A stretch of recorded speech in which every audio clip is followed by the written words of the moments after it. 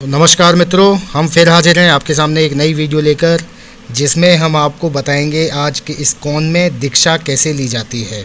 अगर आप इस्कॉन के बारे में जानने के लिए उत्सुक हैं तो इस वीडियो में बने रहें, क्योंकि इस वीडियो में हम आपको इस्कॉन से जुड़ी सभी जानकारियां देंगे, जैसे कि आप इस्कॉन से कैसे जुड़ सकते हो, इस्कॉन में दीक्षा कैसे ली जाती है और दीक्षा लेने के लिए क्या क्या करना होता है, एग्ज़ाम में क्या क्या आता है। हम आपको विस्तार से बताएंगे सारी बातें। तो नमस्कार दोस्तों, स्वागत है आपका आपके अपने चैनल ब्रज आस्था में। दोस्तों, वीडियो को अंत तक अवश्य देखें, जिससे आप पूरी जानकारी प्राप्त कर सकें। तो चलिए दोस्तों, स्टार्ट करते हैं। इस वीडियो को आपकी सुविधा के लिए मैंने 3 चरणों में बांटा है, जिसमें कि पहले चरण में आपको दीक्षा लेते समय क्या शिक्षा दी जाती है उसके बारे में बताएंगे। उसके बाद दूसरे चरण में परीक्षा कैसे होती है और तीसरे चरण में दीक्षा कैसे दी जाती है। तो इस्कॉन एक आध्यात्मिक शिक्षा केंद्र है। महाविद्यालयों में, विश्वविद्यालयों में शिक्षा की जो पद्धति होती है, ठीक उसी पद्धति से इस्कॉन में भी शिक्षा दी जाती है। पहला स्टेप होता है शिक्षा, जिसके अंतर्गत हमें पहले सिखाया जाता है, अर्थात पहले हमें आध्यात्मिक शिक्षा दी जाती है। दूसरा स्टेप होता है परीक्षा, जिसमें हमारा एग्जामिनेशन किया जाता है, अर्थात हमें परीक्षा पास करनी होती है। कई लोगों के साथ ऐसा भी होता है कि वो परीक्षा में फ़ेल हो जाते हैं, पर आपको घबराने की कोई ज़रूरत नहीं है, क्योंकि इस्कॉन में दीक्षा लेने की प्रक्रिया इतनी कठिन भी नहीं है। अगर आप नियमित रूप से क्लास अटेंड करेंगे और ठीक से पढ़ाई करेंगे तो आप आसानी से परीक्षा पास कर लेंगे। और आपको घबराने की ज़रूरत इसलिए भी नहीं है, क्योंकि मैं दावे के साथ ये कह सकता हूँ कि आप परीक्षा को एक ही बार में, वह भी बहुत आसानी तरीके से हंसते हंसते पास कर लेंगे। मैं ऐसा इसलिए कह रहा हूँ क्योंकि आपके अंदर इस्कॉन से जुड़ने की, अपने सनातन धर्म को जानने की, अपने आप को जानने की एवं अपनी आध्यात्मिक यात्रा शुरू करने की चाह है, तभी आप हमारी वीडियो को देख रहे हैं। यह इस बात का प्रमाण है कि पूरी तरह से इस्कॉन से जुड़ने के लिए आप तैयार हैं और आपको इस्कॉन से जुड़ने से अब कोई नहीं रोक सकता। क्योंकि जब हम किसी लक्ष्य को पाने के लिए अपने मन के अंतिम स्तर से प्रयासरत रहते हैं, तो ये प्रकृति भी हमारी हर संभव मदद करने लगती है और ईश्वर भी उन्हीं की मदद करते हैं जो अपनी मदद स्वयं करते हैं। इसलिए मेरा दृढ़ विश्वास है कि आप इस्कॉन की परीक्षा में निश्चित रूप से पहली बार में ही पास हो जाएंगे। मैं आपको विस्तार से बताऊंगा कि परीक्षा का सिलेबस क्या है, किस किस टॉपिक से क्वेश्चन पूछे जाते हैं, वगैरह वगैरह। तीसरा स्टेप होता है दीक्षा। परीक्षा पास करने के बाद हमें दीक्षा दी जाती है, तब जाकर दीक्षा का पूरा प्रोसेस कंप्लीट होता है। आइए अब मैं आपको स्टेप बाय स्टेप शुरू से बताता हूं कि दीक्षा लेने के लिए आपको क्या क्या करना पड़ेगा। मैंने और मेरी टीम ने इस्कॉन टेम्पल जाकर दीक्षा का सारा प्रोसेस पता किया है और वहां के कई ऐसे डिवोटी हैं जो वहां रहकर पढ़ाई कर रहे हैं, उनसे भी बात की है और उनका अनुभव जानने का प्रयास किया है। तो वहाँ से जो जानकारी मुझे मिली है और मैंने जो जाना है, वह सारा अनुभव मैं आपको इस वीडियो में बता रहा हूँ। तो मित्रों, पहला स्टेप है आकांक्षी। आकांक्षी स्टेप में प्रवेश करने से पहले आपको 3 चीज़ें खरीदना होगा, जो इस्कॉन मंदिर में ही आपको मिल जाएंगी। हर इस्कॉन मंदिर में एक स्टॉल होता है, जिसमें जप माला, जप बैग, साक्षी माला, तुलसी कंठी माला, भगवद गीता और भी कई आध्यात्मिक किताबें एवं सामग्री उपलब्ध रहती हैं। तो स्टॉल में से आपको जपमाला, जप बैग और साक्षी माला खरीद लेना है। जपमाला में 108 मन का बीट्स होते हैं, जिस पर आपको हरे कृष्णा का महामंत्र का जाप करना होता है। जपमाला 2 प्रकार की होती है, एक दीक्षा के पहले की जपमाला और दूसरी दीक्षा के बाद की जपमाला। दीक्षा के पहले की जपमाला जो होती है वह बेल की लकड़ी से बनी होती है और दीक्षा के बाद वाली जो जपमाला होती है वह तुलसी की बनी होती है, जो दीक्षा के समय गुरुदेव द्वारा प्रदान की जाती है। दूसरा है जप बैग। जप बैग जो होता है वह माला को रखने के लिए होता है। और तीसरा आती है साक्षी माला। साक्षी माला जप की गिनती करने के लिए होती है, जिससे यह पता चल सके कि आज आपने कितने राउंड जप किया है। नए विद्यार्थी को कम से कम 1 साक्षी माला जप करने का नियम शुरुआत के लिए बताया जाता है। माला जपने के इस्कॉन के अपने कुछ नियम भी हैं। 1 साक्षी माला जाप करने का मतलब साक्षी माला में एक साथ 16 मन का होते हैं और कुछ दूरी पर अलग से 4 मन का होते हैं। हरे कृष्णा महामंत्र की एक जपमाला पूरी हो जाने पर साक्षी माला के 16 मनकों में से एक मनके को आगे सरका दिया जाता है। महामंत्र की दूसरी जपमाला पूरी हो जाने पर साक्षी माला के बचे 15 मनकों में से दूसरे मनके को आगे सरका दिया जाता है। इसी प्रकार 16 जपमाला कंप्लीट हो जाने पर साक्षी माला के 16 मनकों को आगे सरका दिया जाता है।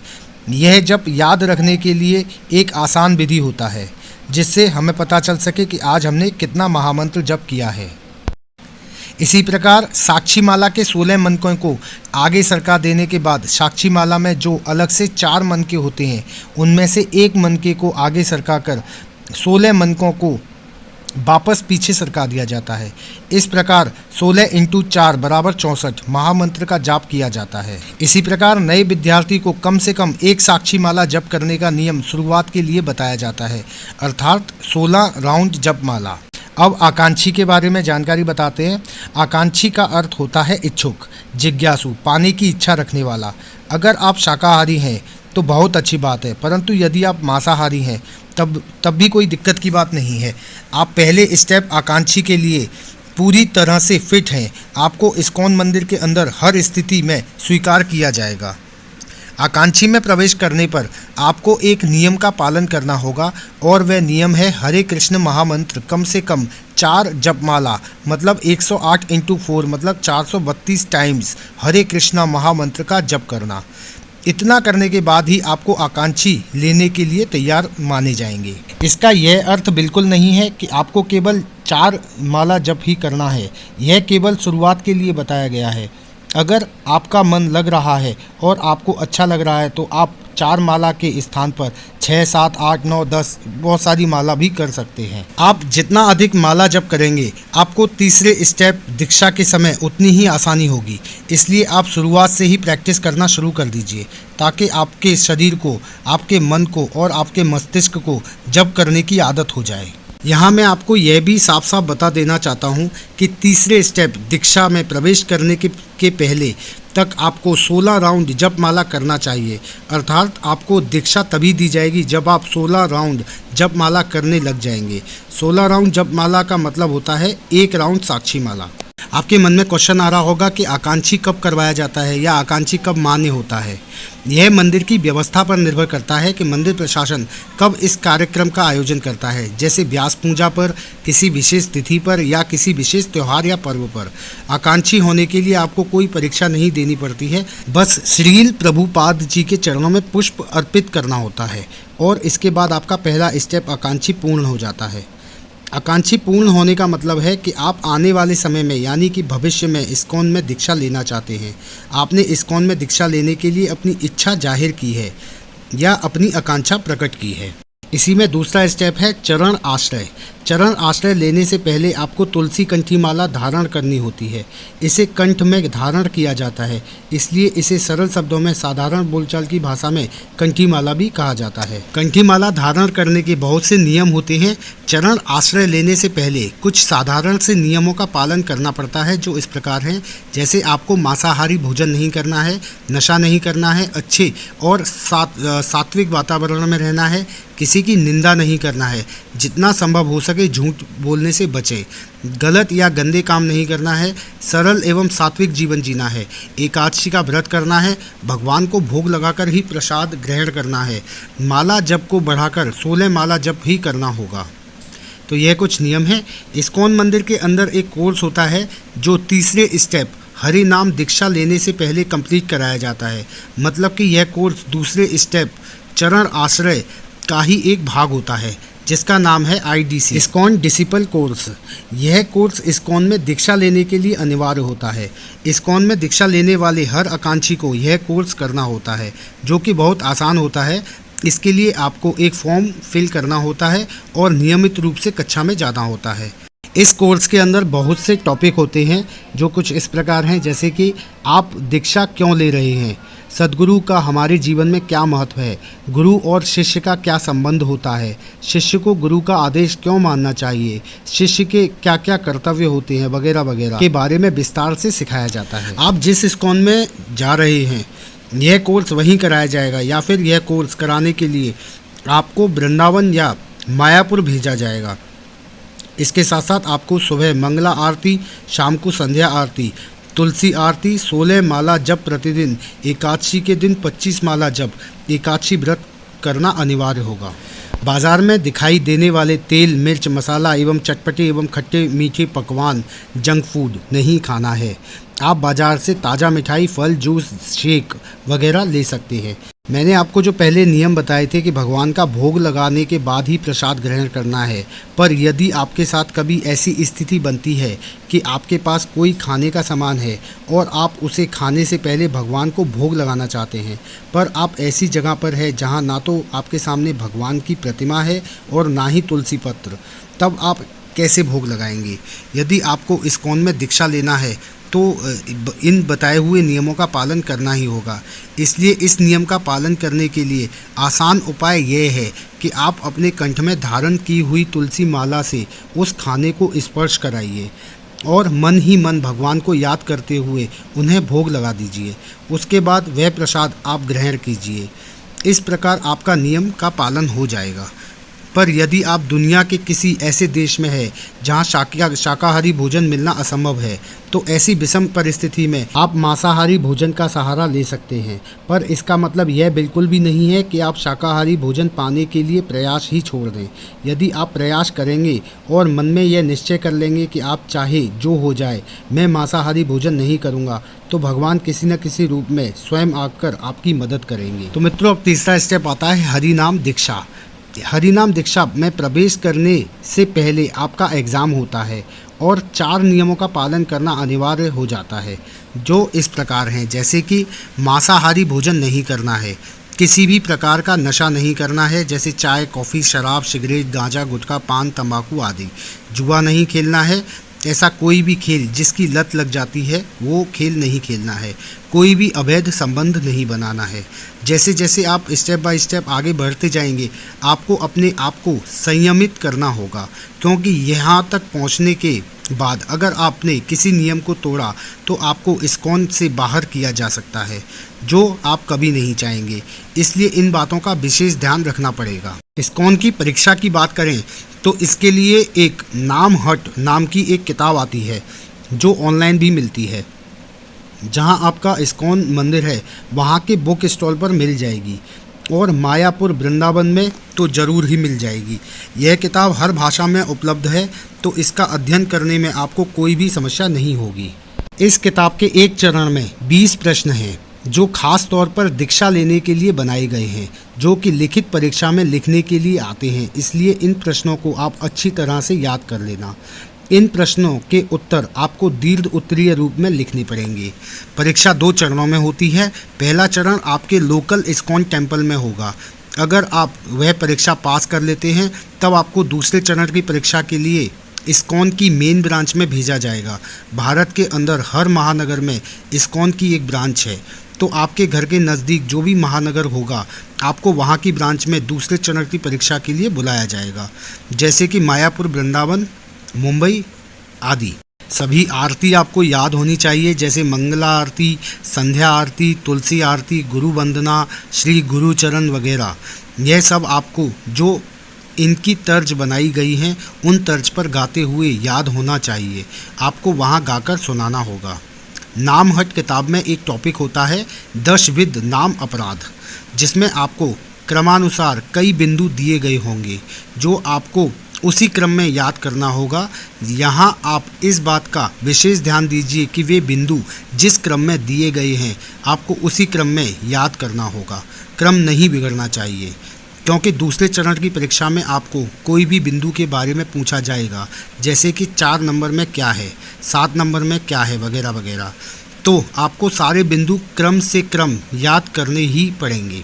इस वीडियो में दीक्षा के लिए इतना सारा पाठ्यक्रम पढ़ने के बाद आप सोच रहे होंगे कि इन सबको याद करने का क्या मतलब है, इससे हमें क्या फ़ायदा होगा, यह सब बेकार है। दीक्षा लेने के लिए इन सब चीज़ों को पढ़ने की क्या ज़रूरत है, जपमाला करने से क्या होगा वगैरह वगैरह।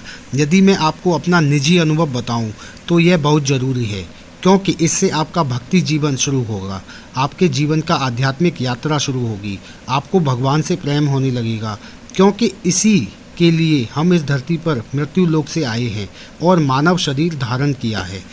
और जब हमारा शरीर छूटेगा, मतलब जब हमारी मृत्यु होगी, तो यही सब भक्ति हमारे साथ जाएगी, ना कि हमारा पैसा, घर, गाड़ी, इज्जत, पत्नी, पुत्र, सगे संबंधी इत्यादि। ये सब तो यही छूट जाएंगे। दूसरे चरण की लिखित परीक्षा के अलावा आपका साक्षात्कार भी होगा। साक्षात्कार में वहाँ के गुरुजन आपसे कुछ भी पूछ सकते हैं। इसके बारे में आपको कुछ भी नहीं बता पाऊँगा, क्योंकि इसके लिए आपको नियमित क्लास करनी होगी, कोर्स को पूरा करना होगा। जो याद करने के लिए कहा जाएगा वो सब याद करना होगा, क्योंकि साक्षात्कार में पूछे जाने वाले प्रश्न इसी के बीच के प्रश्न होते हैं। इन नियमों का पालन करने पर आपका दूसरा स्टेप चरण आश्रय कंप्लीट हो जाएगा। चरणाश्रय के तुरंत बाद ही हरि नाम दीक्षा नहीं होता है। चरणाश्रय लेने के बाद कम से कम 6 माह आपको रुकना पड़ेगा। उसके बाद ही आपको हरि नाम दीक्षा दी जाएगी। हरि नाम दीक्षा में आपके गुरु महाराज आपको अपने हाथों से एक नई तुलसी की माला देते हैं, जो आपको अपने गले में धारण करनी होती है।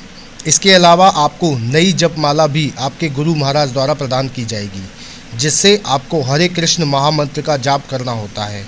दीक्षा के पहले वाली कंठी माला को गले से उतार दिया जाता है। दीक्षा के समय गुरु महाराज जी द्वारा आपको मंत्र दिया जाता है तथा आपसे यज्ञ व हवन कराया जाएगा, तथा गुरु महाराज द्वारा भगवान से यह प्रार्थना की जाती है कि हे प्रभु, इस बच्चे को अपने दास या दासी के रूप में स्वीकार कीजिए। यह आज से आपका नित्य दास या दासी है। दीक्षा देने के बाद आपका नाम बदला जाता है, अर्थात आपको एक नया नाम दिया जाता है। नए नाम के पीछे दास और दासी शब्द भी जोड़ा जाता है। पुरुष के लिए दास और महिला के लिए दासी शब्द का प्रयोग किया जाता है। इस्कॉन के अंदर सभी पुरुषों को प्रभुजी शब्द से संबोधित किया जाता है तथा महिलाओं को माताजी शब्द से संबोधित किया जाता है। इस्कॉन के अंदर सभी भक्त एक दूसरे का आदर व सम्मान करें, इसलिए इन शब्दों का प्रयोग किया जाता है। दीक्षा मिलने के बाद शिष्य का यह परम कर्तव्य होता है कि वह अपने गुरुजी के हर आदेश का, उनकी हर आज्ञा का पालन करे, अपने गुरुजी की सेवा करे और कोई भी ऐसा अनुचित कार्य न करे जिससे उसके गुरुजी की आत्मा को कष्ट पहुँचे। दीक्षा के बाद जो अगली प्रक्रिया होती है उसका नाम है भिक्षा। दीक्षा मिलने के बाद आपको अपने गुरु महाराज के लिए भीख मांगनी होती है। भिक्षा मांगने से हमारे अंदर का ईगो और अहंकार खत्म हो जाता है और भिक्षा में जो भी आपको मिलता है वह सब आपको अपने गुरु महाराज को देना होता है। इसके बाद ही आपका तीसरा स्टेप हरि नाम दीक्षा पूर्ण होता है और गुरु महाराज आपको आधिकारिक रूप से अपने शिष्य के रूप में स्वीकार करते हैं। मित्रों, हमने और हमारी टीम ने यह सब जानकारी जुटाने के लिए अपना सर्वोत्तम प्रयास किया है, तब कहीं जाकर हम आप तक ये सब जानकारी पहुंचा पा रहे हैं। इस्कॉन से दीक्षा लेने को लेकर आपके मन में जो डर और दबाव था, हमें पूरा विश्वास है कि इतनी जानकारी देने के बाद में आपके मन जरूर हल्का हो गया होगा और आप अच्छा अनुभव कर रहे होंगे तथा आपके मन में यह विश्वास जागृत हो गया होगा कि अब मैं भी इस्कॉन से दीक्षा ले सकता हूँ या ले सकती हूँ। तो मित्रों, मैं आशा करता हूं कि इस वीडियो से आपको पूरी जानकारी मिल गई होगी। यदि फिर भी आपके मन में कोई सवाल या सुझाव है तो हमें कमेंट के माध्यम से अवगत कराएं। और आपको यह वीडियो कैसा लगा हमें कमेंट करके बताना ना भूलें। वीडियो देखने के लिए आपका बहुत बहुत धन्यवाद। तो नमस्कार दोस्तों, इस वीडियो में फ़िलहाल इतना ही। फिर मिलेंगे अगली वीडियो में अगले स्थान पर। तब तक के लिए जय श्री कृष्णा, जय श्री राधे, नमस्कार।